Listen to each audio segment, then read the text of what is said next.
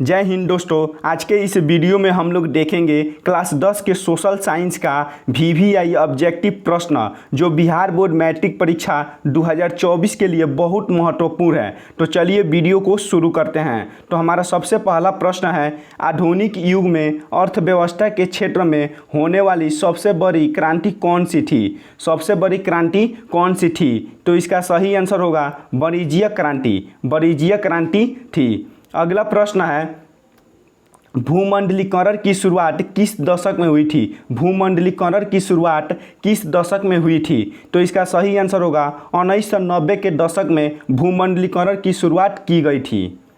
अगला प्रश्न है, गुटेनबर्ग ने सर्वप्रथम किस पुस्तक की छपाई की? गुटेनबर्ग ने सर्वप्रथम किस पुस्तक की छपाई की? तो इसका सही आंसर होगा बाइबिल। बाइबिल। गुटेनबर्ग ने सर्वप्रथम बाइबिल पुस्तक की छपाई की थी। अगला प्रश्न है, विश्व में सर्वप्रथम मुद्रण की शुरुआत कहाँ हुई? विश्व में सर्वप्रथम मुद्रण मतलब होता है मुद्रा की शुरुआत कहाँ हुई थी? तो इसका सही आंसर होगा चीन में। विश्व में सर्वप्रथम मुद्रण की शुरुआत कहाँ हुई थी? तो इसका सही आंसर होगा चीन में। चीन में प्रथम मुद्रण की शुरुआत की गई थी। अगला प्रश्न है, मेढक के प्रजनन प्रक्रिया को बाधित करने वाला रसायन कौन सा है? मेढक के प्रजनन प्रक्रिया को बाधित करने वाला कौन सा रसायन है? तो इसका सही आंसर होगा एड्रीन। एड्रीन एक ऐसा रसायन है जो मेढक के प्रजनन की प्रक्रिया को बाधित करता है। यह वीवीआई प्रश्न है।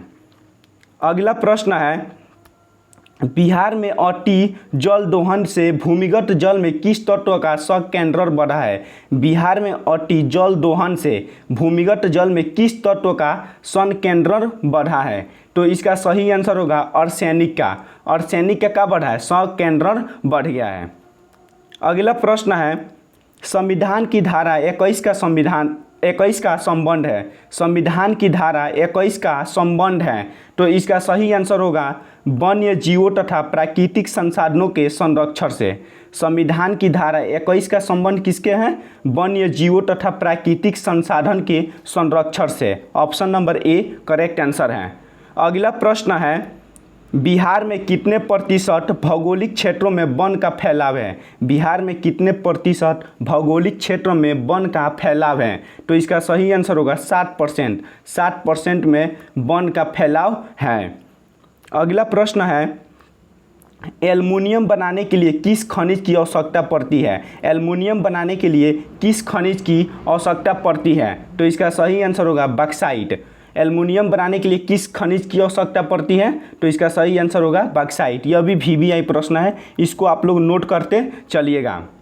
अगला प्रश्न है, भारत में किस राज्य में सौर ऊर्जा के विकास की सर्वाधिक संभावनाएं हैं? भारत में किस राज्य में सौर ऊर्जा के विकास की सर्वाधिक संभावनाएं हैं? तो इसका सही आंसर होगा option number C Rajasthan. Rajasthan में क्या है? सौर ऊर्जा की विकास की सर्वाधिक संभावनाएं हैं। अगला प्रश्न है, निम्नलिखित में से कौन छोटे पैमाने का उद्योग है? निम्नलिखित में से कौन छोटे पैमाने का उद्योग है? मतलब सबसे छोटा पैमाना का उद्योग कौन है? तो इसका सही आंसर होगा खिलौना उद्योग। खिलौना उद्योग एक ऐसा उद्योग है जिसको विकसित करने के लिए सबसे कम खर्च में होता है, यानी छोटा पैमाना है। अगला प्रश्न है, देश में कितने विशेष आर्थिक क्षेत्र विकसित है? देश में कितने विशेष आर्थिक क्षेत्र विकसित है? कितने हैं? तो इसका सही आंसर होगा 7। Option number B correct answer है, 7 होगा।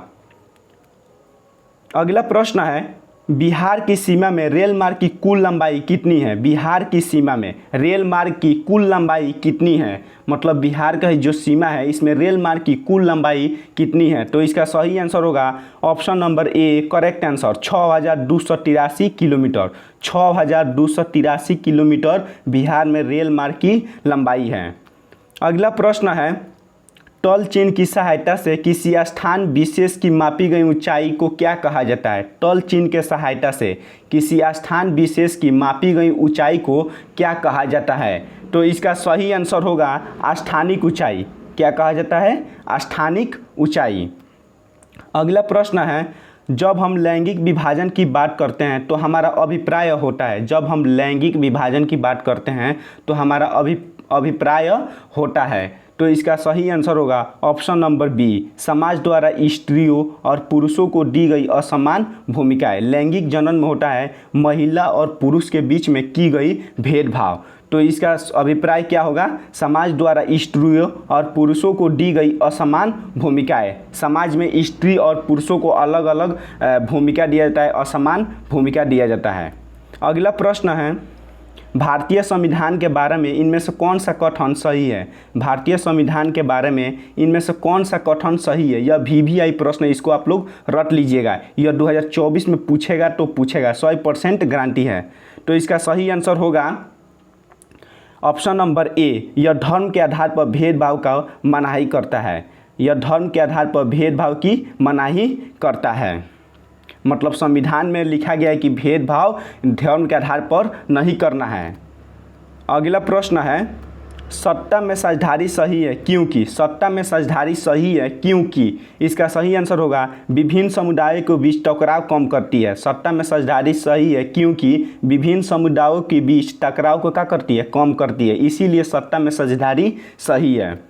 अगला प्रश्न है, वर्ष 1975 भारतीय राजनीतिक में किस लिए जाना जाता है। वर्ष 1975 भारतीय राजनीतिक में किस लिए जाना जाता है। 1975 को भारतीय राजनीतिक में किस लिए जाना जाता है। तो इसका सही आंसर होगा ऑप्शन नंबर सी, देश में आपातकाल लागू हुआ था। 1975 में क्या हुआ था, आपातकाल लागू हुआ था, इसीलिए भारतीय राजनीति में इसे जाना जाता है।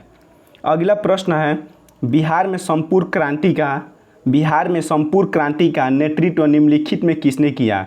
बिहार में संपूर्ण क्रांति का नेतृत्व किसने किया। तो इसका सही आंसर होगा option number D, Jayaprakash Narayan. Jayaprakash Narayan ने संपूर्ण क्रांति का नेतृत्व किया था। यह भी VVI प्रश्न है। अगला प्रश्न है, नर्मदा घाटी परियोजना किन राज्यों से संबंधित है। नर्मदा घाटी परियोजना किन राज्यों से संबंधित है। तो इसका सही आंसर होगा option number D, Gujarat, Maharashtra, Madhya Pradesh. यह तीनों राज्यों से नर्मदा घाटी परियोजना संबंधित है। अगला प्रश्न है, निम्नलिखित में से किसे लोकतंत्र का प्राण माना जाता है। निम्नलिखित में से किसे लोकतंत्र का प्राण माना जाता है। तो इसका सही आंसर होगा राजनीतिक दल को। राजनीतिक दल को लोकतंत्र का प्राण माना जाता है। अगला प्रश्न है, दल बदल कानून निम्नलिखित में किस पर लागू होता है। दल बदल कानून निम्नलिखित में से किस पर लागू होता है। तो इसका सही आंसर होगा ऑप्शन नंबर ए, सांसदों और विधायकों पर। दल बदल कानून किस पर लागू होता है, सांसद होते हैं, सांसद और विधायक पर। अगला प्रश्न है, जनता दल पार्टी का गठन कब हुआ। जनता दल पार्टी का गठन कब हुआ था। जनता दल पार्टी है उसका गठन कब हुआ। तो इसका सही आंसर होगा 1999 में। 1999 में जनता दल पार्टी का गठन हुआ था। अगला प्रश्न है, निम्नलिखित में से कौन अर्थव्यवस्था के प्राथमिक क्षेत्र में सम्मिलित है।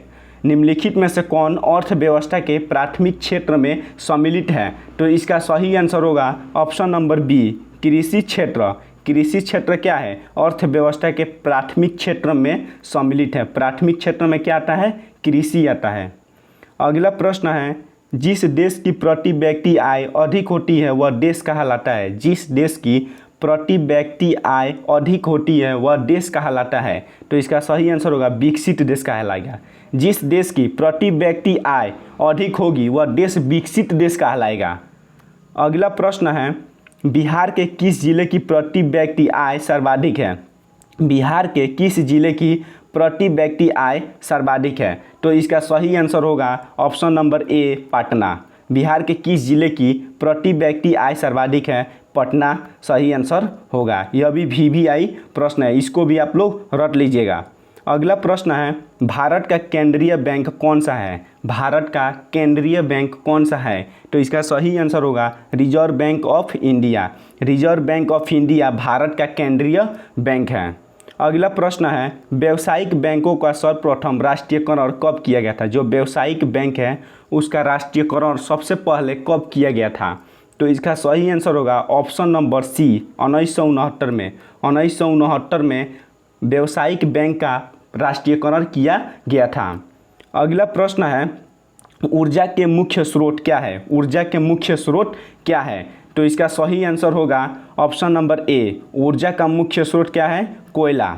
ऊर्जा का मुख्य स्रोत क्या है? कोयला। अगला प्रश्न है, इनमें से कौन सी बहुराष्ट्रीय कंपनी है? इनमें से कौन सी बहुराष्ट्रीय कंपनी है? यह वीवीआई प्रश्न है, आप क्वेश्चन बैंक निकाल कर देख सकते हैं, यह बहुत बार पूछा गया है। तो इसका सही आंसर होगा ऑप्शन नंबर डी, इनमें से सभी। फोटोमेटर्स, सैमसंग, कोकोकोला यह बहुराष्ट्रीय कंपनी है। अगला प्रश्न है, उपभोक्ता अधिकार दिवस कब मनाया जाता है? उपभोक्ता अधिकार दिवस कब मनाया जाता है? तो इसका सही आंसर होगा 15 मार्च को। 15 मार्च को उपभोक्ता अधिकार दिवस मनाया जाता है।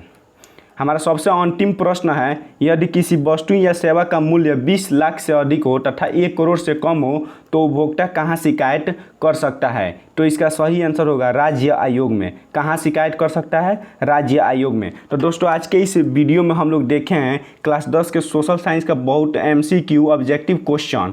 तो ऐसे ही वीडियो को देखने के लिए हमारे चैनल को सब्सक्राइब करें और ज़्यादा से ज़्यादा शेयर करें।